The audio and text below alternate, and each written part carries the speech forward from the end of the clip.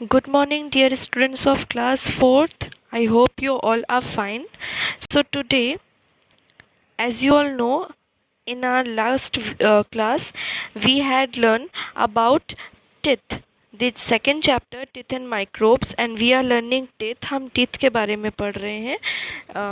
What are the function of teeth, sets of teeth, kinds of teeth, then structure of a tooth, then tooth decay. Today we will discuss about tooth decay. So when we eat, small bits of food may get stuck between our teeth. जब भी हम कोई food को eat करते हैं तो जो small bits है फूड के, बहुत छोटे छोटे टुकड़े, बहुत छोटे छोटे, वो हमारे टिथ के बीच में जाकर स्टक हो जाते हैं. कभी कभी ऐसी प्रॉब्लम होती है आप लोगों को भी कि फूड के कुछ कुछ पार्ट्स जाकर हमारे टिथ में फंस जाते हैं, स्टक हो जाते हैं. When we do not brush our teeth properly, this stuck food rots and our teeth get covered with a thin sticky layer of germs called plaque. तो कई बार क्या होता है कि जब आप अच्छी तरह से ब्रश नहीं करते हैं तब क्या होता है, वो जो स्टक फूड है आपके टिथ के बीच में, वो सड़ जाते हैं, वो रॉट हो जाते हैं. ठीक है. एंड देन हमारे जो टिथ है उनके ऊपर एक जर्म की लेयर आ जाती है, एक ऐसी लेयर आ जाती है, क्योंकि हम अच्छे से ब्रश कर नहीं रहे हैं, तो जो जर्म्स की लेयर है वो कवर कर देती है हमारे वाइट पोर्शन के टिथ को कवर कर देती है, जिसे हम प्लेग बोल रहे हैं. And this plaque reacts with the sugar present in the food to produce acid. अब ये जो प्लेग है, जो जर्म्स की जो लेयर है प्लेग, वो किसके साथ रिएक्ट करती है? चलो, अब प्लेग एक जर्म्स की लेयर कवर कर ली. ठीक है. अब क्या होगा, हम किसी भी फूड को जब ईट करेंगे, और कोई फूड अगर हमने उस समय किया था ब्रेकफास्ट, अब हम करेंगे लंच. ठीक है. अब जब हमने उस फूड को अपने माउथ में रखा तो उस फूड में जो शुगर प्रेजेंट होगा वो, और जो प्लेग है, ऑलरेडी जर्म्स की जो लेयर है, वो दोनों एक दूसरे के साथ रिएक्ट करेगी, एक दूसरे के साथ में मिल जाएगी. एंड रिएक्ट करने के बाद वो एक एसिड फॉर्म करेंगी. वो क्या फॉर्म करेंगी, क्या प्रोड्यूस करेंगी? वो एक एसिड प्रोड्यूस करेंगी. और यही acid, this acid affects the tooth animal and starts decaying it. अब यही एसिड हमारे टूथ एनिमल को जो वाइट पोर्शन है, जो वाइट पोर्शन हमें दिख रहा है टिथ का, उस पोर्शन को ये डैमेज करेंगी और उसे वो डिकेइंग इट मीन्स कि वो उसे डिस्ट्रॉय करना स्टार्ट कर देंगी, वहाँ पे होल होना स्टार्ट हो जाएगा. ठीक है. This is called tooth decay. इसी को हम टूथ डिके बोलते हैं, कि जब वहाँ पे होल होना स्टार्ट हो जाता है. आपने देखा होगा ना कि आप लोग हमेशा नॉर्मल लैंग्वेज बोलते हो कि हमारे तो दांत सड़ना स्टार्ट हो गए, सो इसी को हम टूथ डिके बोलते हैं. सो इट कॉजेज होल्स और कैविटीज इन द एनिमल में होल्स होना स्टार्ट हो जाते हैं, जो कैविटी होती है बोलते हैं ना, तो वो कैविटी को ही हम होल्स बोल रहे हैं, वो होना स्टार्ट हो जाते हैं. And as a result the nerves and the blood vessels in the pulp get exposed. अब इसी से आप एक बात बताइए, अगर आप ऊपर के एनिमल पोर्शन में,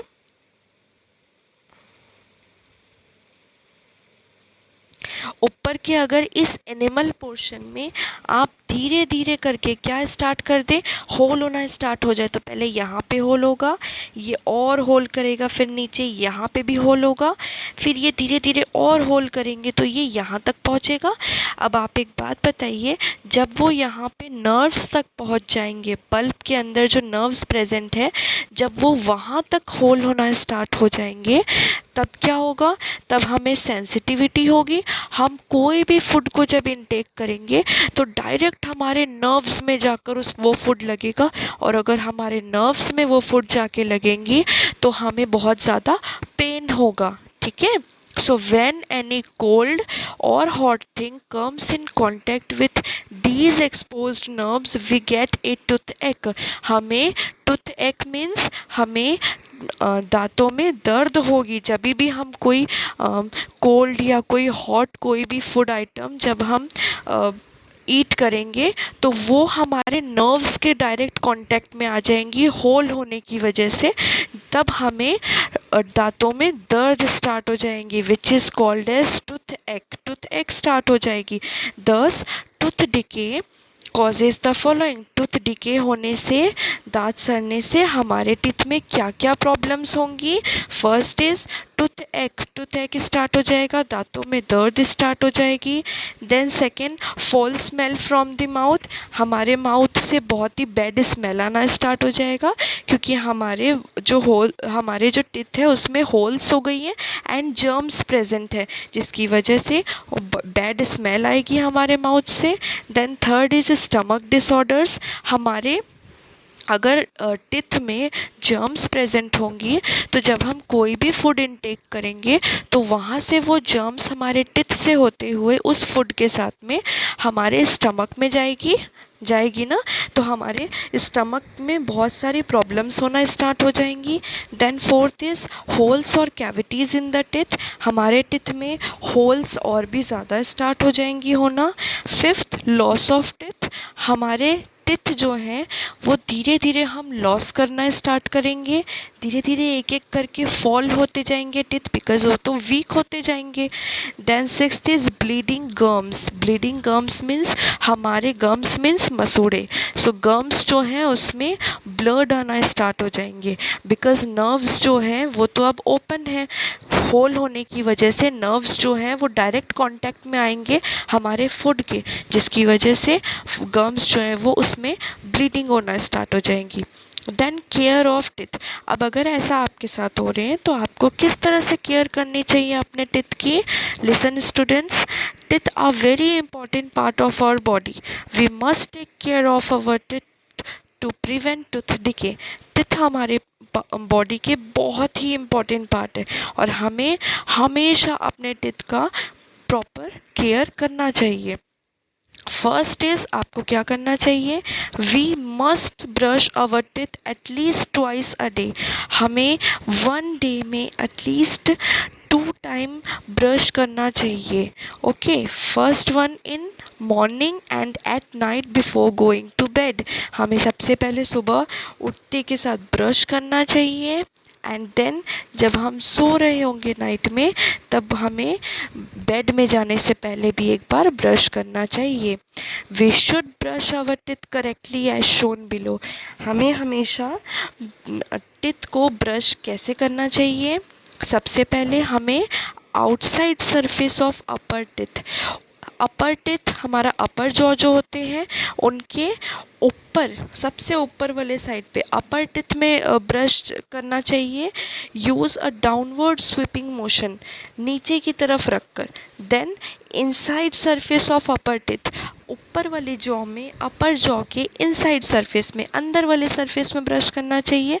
then outside surface of lower teeth, lower jaw जो है आपका लोअर जॉ उसके आउटसाइड सरफेस में करना चाहिए। Then fourth is inside surface of lower teeth, नीचे के लोअर जॉ के अंदर पे इनसाइड सरफेस में करना चाहिए।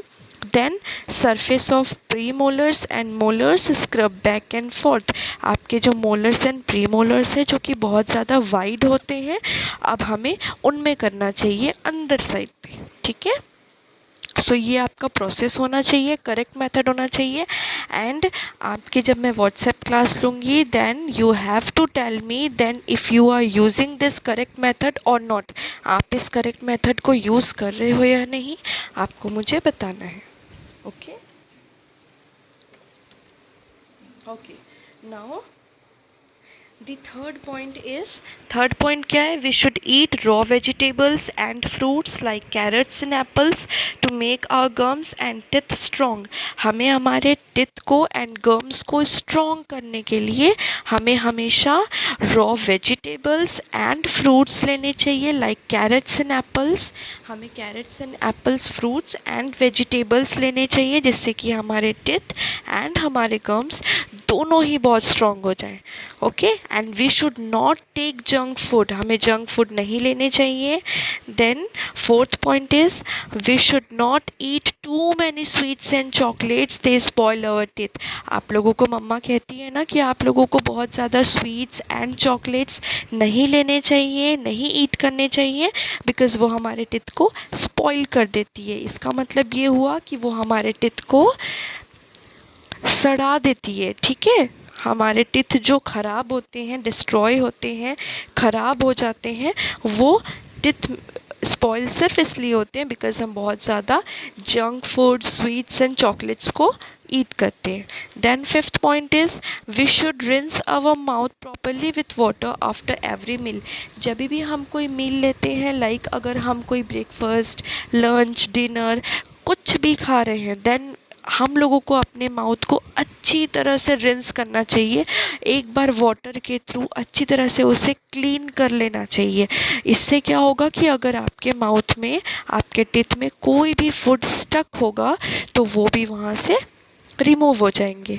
Then six point is we should have milk and milk products daily, they have calcium that makes our teeth strong. हमें daily milk या उसके बने हुए कोई भी प्रोडक्ट, मिल्क प्रोडक्ट्स डेली लेने चाहिए। उससे क्या होगा कि उसमें मिनरल्स प्रेजेंट होते हैं। मिनरल्स, मिल्क में कौन से मिनरल प्रेजेंट होते हैं? कैल्शियम। मिल्क में कैल्शियम मिनरल प्रेजेंट होते हैं जो कि हमारे बोन्स को एंड हमारे टीथ को बहुत ही स्ट्रॉन्ग करते हैं। Clear? Okay, now next is we must floss our teeth every day. हमें फ्लॉसिंग किसको बोलते हैं? फ्लॉसिंग एक ऐसा प्रोसेस होता है जिसको कि अगर हम यूज़ करें अपने टिथ में, लाइक अगर आप इस फोटो में देख रहे होंगे, अगर हम इसे अपने टिथ में यूज़ करेंगे तो उससे क्या होगा, आपके जो टिथ के बीच में अगर कोई भी फूड मटेरियल, कोई भी फूड बिट्स जो है वो अगर स्टक होंगी तो वो वहाँ से रिमूव हो जाएंगी। Okay, now eighth point is teeth that are not kept clean get covered with a yellow substance called tartar. This can be removed by a dentist. अगर हम अपने टीथ को अच्छी तरह से क्लीन नहीं कर रहे हैं तो उस वाइट सब्सटेंस के ऊपर, हमारा जो वाइट दिख रहा है हमें पोर्शन हमारे टिथ के ऊपर में, जिसको कि हम एनिमल बोलते हैं, उसके ऊपर एक येलो कलर का लेयर आ जाते हैं जर्म्स के, जिसको कि हम टार्टर बोलते हैं और जिसको कि सिर्फ और सिर्फ डेंटिस्ट ही रिमूव कर सकते हैं। ठीक है? Okay, next is we should visit a dentist at least twice a year. हमें 1 ईयर में एटलीस्ट 6 मंथ्स में 2 टाइम्स डेंटिस्ट के पास विजिट करना चाहिए एंड हमें रेगुलर चेकअप करवाना चाहिए अपने टिथ का। इससे अगर कभी भी कोई चांसेस होंगे होल्स की, कैविटीज़ की, टूथ डिके की आपके टिथ में, देन वो डेंटिस्ट आपको वहाँ उसी टाइम पे, टाइम रहते हुए आपको बता सकते हैं कि आपको ये प्रॉब्लम्स हैं और आपको जल्दी से जल्दी इसका ट्रीटमेंट करवा लेना चाहिए। Okay, so I hope it is clear students, it is clear now कि what teeth related everything, like what are teeth, what are the function of teeth, sets of teeth, kinds of teeth, which is incisors, canines, premolars, molars, structure of a tooth which is divided into 2 parts, crown and root, and then tooth decay, how food gets stuck into our mouth, in between our teeth, and then how tooth decay occur, then how we should take care of our teeth, कैसे हम अपने teeth की care कर सकते हैं। Okay, I hope this all are clear. So in our next video, in our next class, we will discuss about microbes, then our chapter will be completed. Okay, so for this, thank you so much.